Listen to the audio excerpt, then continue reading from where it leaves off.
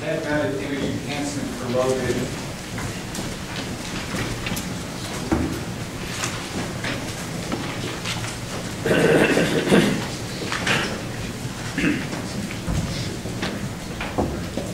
Thanks everyone for coming out, Senior Design Day. These are my group members, Russell Lemberg and Nima Fortin, and I'm David Pennell. All three of us are electrical engineering majors. Our project is a head-mounted display intended for low vision, people that are affected by low vision.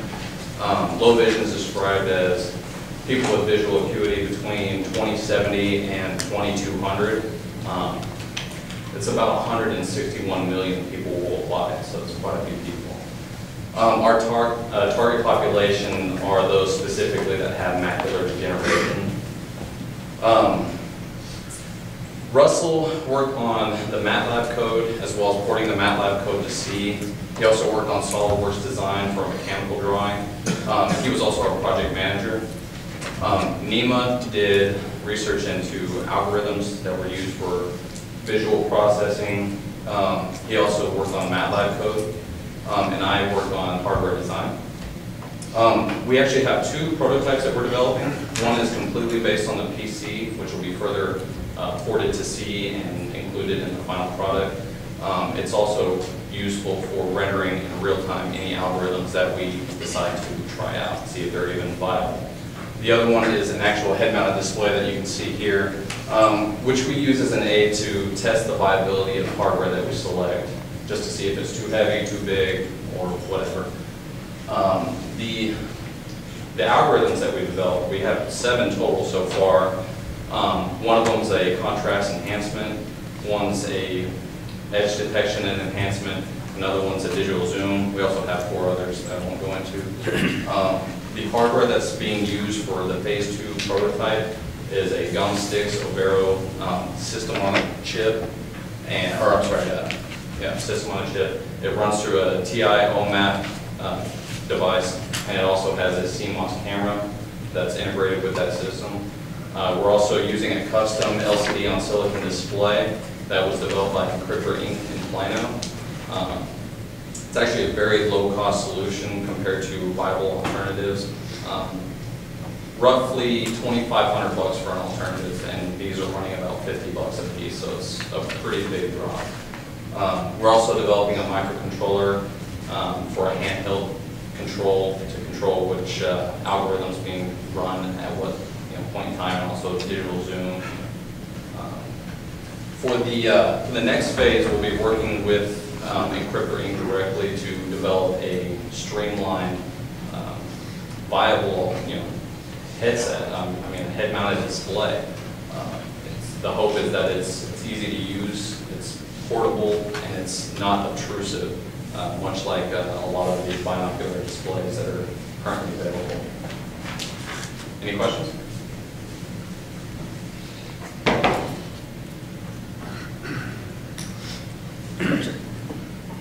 I detect a little bit of a gap between your desire to help low vision people and the algorithms that you're developing. I don't see a direct benefit of having edge enhanced image or something like that. So since it's a big gap to bridge, I would suggest for your senior design 2 to better qualify your deliverables, what you're trying to deliver. Sorry not to interrupt. Go ahead. We actually have worked with a couple of people that are low vision impaired, one of which is actually legally blind, 2400, so not even low vision. And the feedback that we got was that certain things like edge detection and contrast enhancement were very important for reading. And it's not geared more towards like somebody driving a car or running a marathon or something. It's more for more practical uses, like sitting down and reading a book, or sitting in on a lecture, or anything that requires you to be able to see like text or anything like that. Okay, excellent. If that's the case, emphasize that. Yeah.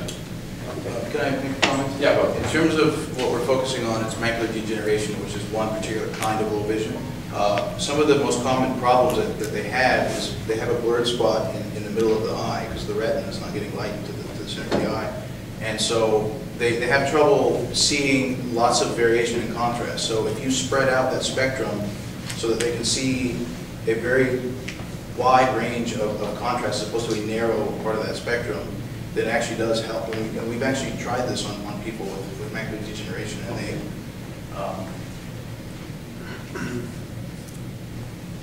So from the answers to the questions, I think it sounds like you have a very interesting project and you know what you're doing, but you kind of put me right in the middle of this trying to figure out what are they going to do with this? So that wasn't clear. You need to make that real clear. Well, hopefully it's a little bit easier to explain whenever you see some of the final drawings for a phase 2 prototype. Obviously, this is not, workable because you look like a. Well, you get to come back next semester. Do what? You get to come back next semester. Exactly.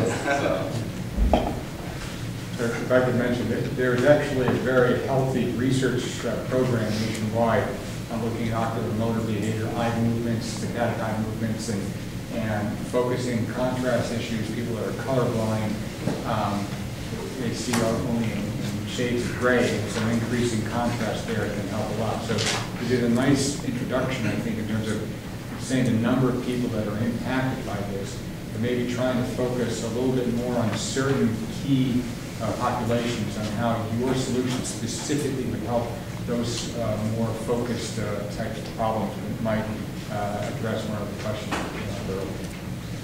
Dr. Talking, one question. What's the battery life? I'm sorry? What's the battery life? We're currently working on that. So part of the problems is that you have to have a battery pack, and so we're looking at a switching regulator so it has a high efficiency. That way you're not carrying a huge battery pack that's going to get really hot. The other concern is that we need a microcontroller that can actually send control, send input from the user to control the algorithms. So these are all, part of the process of developing this. We're still nailing down the exact hardware that we're going to use, so we're not certain on the power consumption at this point. Because right now, like our video controller, it consumes a lot of power. It's running at 7 volts at 1 amp, which is very, hefty. So is this something that they wear like as glasses? Yeah, so it's a monocular. It's a monocular display. It's a liquid crystal display on silicon. So it's about a square centimeter diameter. And what's the weight of this as it sits on the fridge? Well, our final prototype is only going to have a camera and display, but currently this is about 250 grams or so. I mean, you can wear it, but you're definitely not going to walk around the mall with this thing. So. Okay, no other questions? Okay, thank you very much.